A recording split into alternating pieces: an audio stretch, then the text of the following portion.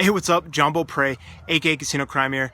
Just finished a gym workout, and while I was there, I saw kind of one of the ridiculous things that I'm sure anyone who's been to the gym has seen before, which is the incredible 300-pound guy who only works out by, or thinks that getting in a workout is only doing a bench press. Now, correct me if I'm wrong, but a lot of the people who weigh 300 to 400 pounds, the last thing that they really need to work on is their chest muscles, right? So you see this a lot in the gym, but from my experience, you also see it in poker, right?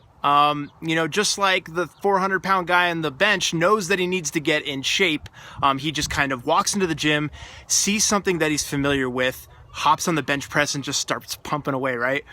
Same thing kind of happens with poker, I found, right? Like players, they get into poker, they see that they really like poker, they know they want to improve, they know that they're having struggles, so they just start stabbing away at everything that gets put in front of their face. It could be, they say, oh my God, I heard that check raising or playing aggressively is really good. I want to start playing aggressively.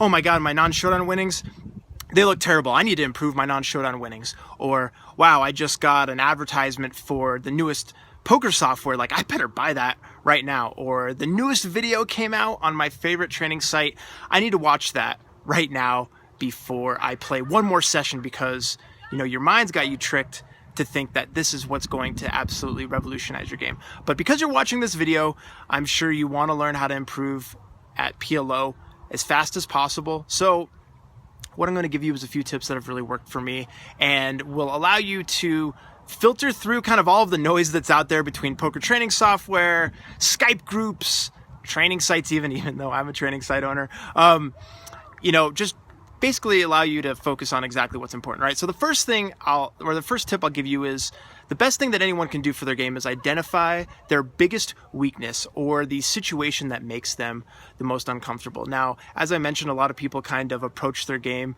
in a holistic way. They sort of know that they're struggling at poker, so they try to work on everything at the same time, and that's really the wrong approach. What I tell my students is that you want to identify your biggest weakness first, as objectively as possible, of course. So for me in the beginning, when I first started playing PLO, it was 3-bet pots. I didn't know which hands to 3-bet with. I didn't know which hands I should be calling with pre-flop in position.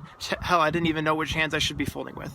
So the way that I approached it is all of my learning sessions for months on end were focused on playing re-raised pots. And I knew, or at least I sort of resolved to not focus on anything else until I felt like playing 3-bet pots was one of my strongest areas. Now, what I recommend people do, or the action people should take when they approach me for coaching, is I tell them, look, you shouldn't even be getting poker coaching until you can actually identify the weakness that you want to focus on with your coach. Again, as I mentioned, a lot of players approach me on Skype, or they probably will email me after they see this video, and they'll say, oh my gosh, I really think that I need to get poker coaching, because after all, that's the most high-priced thing that you offer, and of course the most high-priced thing that you offer must also provide the highest amount of value, right?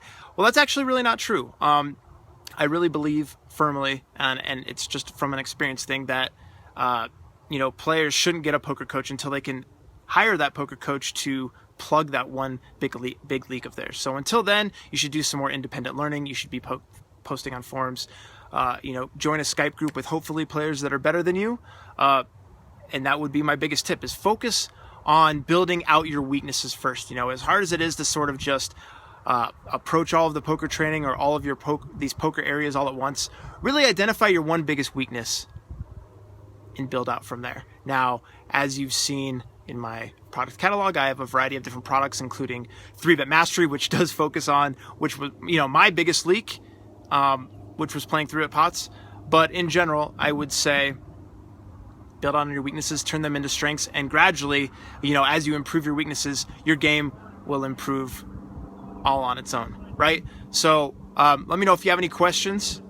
That's my biggest tip for today. Hey, and don't be that 400-pound fat guy at the gym. Let's be strategic about our learning, and let's improve our PLO games together. As always, let me know what you think of the video, and if you have any questions about anything PLO related, or maybe it's even not PLO related, maybe you want to ask me something else, feel free to reach out, John at PLOquickpro.com. Thanks, guys.